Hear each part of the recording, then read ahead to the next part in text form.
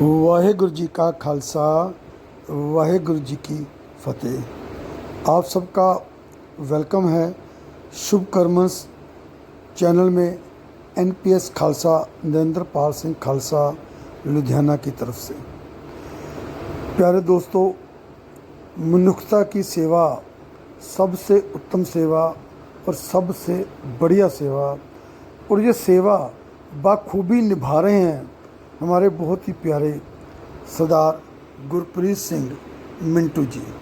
सपनों के घर एनजीओ में जिसके ये सरपरस्त हैं, जो लुधियाना के पास है, हसीला रिजोर्ट के पास। इसका address, location, mobile number, landline number आपको सब कुछ मैं डिस्क्रिप्शन में दे दूंगा।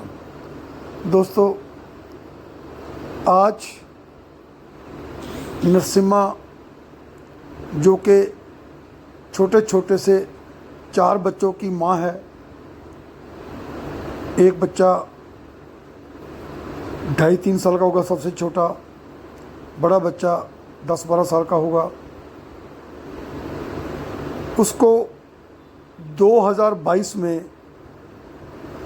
सरहंद से आम खास बाग है, वहाँ पे कोई मार्केट है, वहाँ किसी ने बताया था कि ये जो नरसिम्हा है इसकी मेंटली अवस्था नहीं है, मानसिक स्थिति ठीक नहीं है, और वहाँ पे वो घूम रही थी और लाया गया सपनों के घर में। इसका इलाज शुरू किया गया और इससे जब धीरे धीरे ठीक हुई, एड्रेस पूछा गया तो इसने अपना एड्रेस कश्मीर का बताया। तो लोकेट किया गया इसके घर वाले को, वो इसको मिलने के लिए आया और दवाई चलती रही। एक और पहले भी छुट्टी हो गई थी, लेकर चले गए थे, लेकिन डॉक्टरों ने ये बोला था कि इनको हर महीने आपको दवाई दिलानी है तभी ये ठीक रहेंगे। तो दवाई खाते रहे, ठीक रहे। तो अचानक जो नरसिम्हा है उसने दवाई लेनी छोड़ दी, और जब दवाई लेनी छोड़ दी तो फिर से हालात बद से बदतर हो गए। फिर उसकी मानसिक स्थिति खराब हो गई, तो फिर उसको लाया गया सपनों के घर में। फिर इसका इलाज शुरू किया गया और फिर उसकी स्थिति जो है अब ठीक हो चुकी है। उसका हस्बैंड, उसका बच्चे, चारों बच्चे वहाँ पे पहुँचे हैं सपनों के घर में छुट्टी लेने के लिए, अपने घर ले जाने के लिए कश्मीर में, और इस प्रॉमिस के साथ कि अब वो दवाई नहीं छोड़ेंगे। यहाँ पे यह भी बताना बहुत ज़रूरी है कि जो नरसिम्हा के मायके हैं वो वेस्ट बंगाल, कहीं कलकत्ता वगैरह से हैं। वो भी बहुत एक सिंपल फैमिली है, गरीब फैमिली है, और जो इसके फादर हैं वो भी सही नहीं रहते। तो नरसिम्हा जी ने प्रॉमिस किया कि मैं अपने पापा को भी यहाँ पे लेकर आऊँगी और उनका भी आप इलाज करना। आज के युग में ये बात बहुत मायना रखती है कि हमारे पास समय नहीं है किसी को पूछने के लिए भी। शायद हम अपने फैमिली मेंबर को भी नहीं पूछ पाते, और गुरप्रीत जी मसीहा बने हुए हैं उन लोगों के लिए जो गरीब हैं, मानसिक तौर से परेशान हैं, उनका कोई इलाज नहीं हो रहा, उनके शरीर में कीड़े पड़ रहे हैं, जख्मों में कीड़े दौड़ रहे हैं, 1-1 साल से नहाते नहीं हैं, मल मूत्र बीच में करते रहते हैं। उनके ये मसीहा हैं हमारे सरदार गुरप्रीत सिंह मिंटू जी। आज की डेट में ये काम बहुत मुश्किल है, शायद सरकारें भी नहीं कर रही। वो भी आती हैं, वोटें लेती हैं, 5 साल दिखती नहीं हैं, 5 साल अपनी चमकी चलाती हैं और उसके बाद लूट फूट कर फिर इलेक्शन लेने के लिए आप लोगों को लालच देकर फिर से आपसे वोटें लेती हैं। और ये सिलसिला चलता रहता रहा है और चलता रहेगा और चल रहा है, क्योंकि वो लोग सिर्फ राज करना जानते हैं। गरीबों को कोई नहीं पूछता, मासूमों को कोई नहीं पूछता, उल्टा उनके ऊपर डंडा बरसाया जाता है। ये सरकारें काम करती हैं।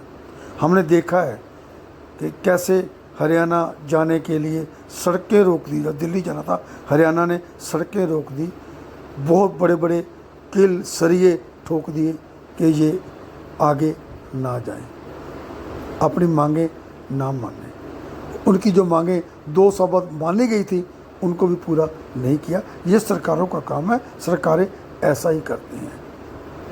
मैं कामना करता हूँ कि कोई ऐसी सरकार आए जो गरीबों की मसीहा बने, जैसे फॉरेन कंट्री में होता है। यहाँ पे कोई मरता रहे कोई नहीं पूछता।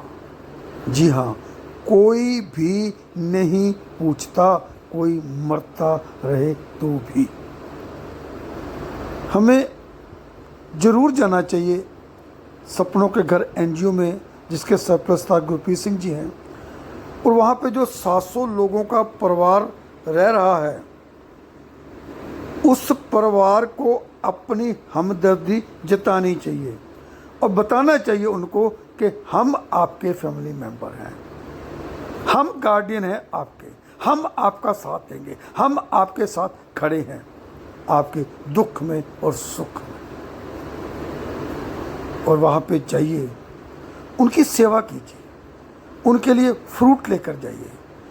फ्रूट नहीं लेकर जाना तो किचन में काम आने वाले प्रोडक्ट्स लेकर जाइए, मसाले जैसे घी, जैसे कि अपना आटा, हरी सब्जी, आप कुछ भी लेकर जा सकते हो। आप पैसों के साथ वहाँ पे सेवा कर आइए और वहाँ 2-4 लोगों का हालचाल पूछिए, अपनी हमदर्दी उनको दिखाइए।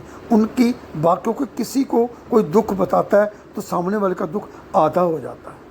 आप उनका दुख सुनिए और अपने आप में एनजीओ बनिए, अपनी पॉकेट के हिसाब से।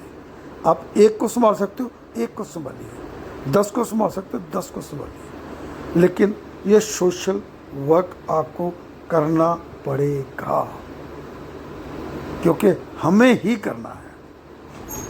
उन लोगों के लिए सपोर्ट हमने ही करनी है। हम सपोर्ट नहीं करेंगे तो फिर कौन करेगा?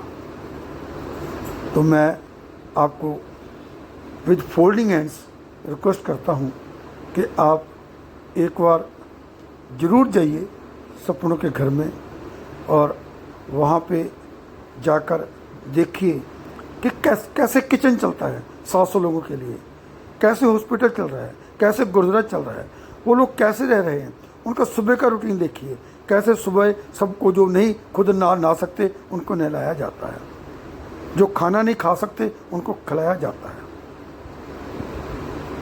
आपके अंदर ऐसी वेव्स पैदा होंगी, आपका जो झुकाव है वहाँ पे बनेगा। वीडियो अच्छा लगा हो तो काइंडली से लाइक कीजिए, शेयर कीजिए। Stay happy, stay best, stay healthy, stay wealthy. फिर मिलूँगा जल्दी से आपको एक नए कंटेंट के साथ, एक नई खबर के साथ, सपनों के घर की एक नई कहानी के साथ। तब तक बाय बाय। आपका अपना दोस्त NPS खालसा, नरेंद्र पाल सिंह खालसा, लुधियाना पंजाब से। और आप सबकी तंदुरुस्ती के लिए और कामयाबी के लिए मैं परमपिता परमात्मा के आगे प्रे करता हूँ। Thank you, thank you, thank you very much.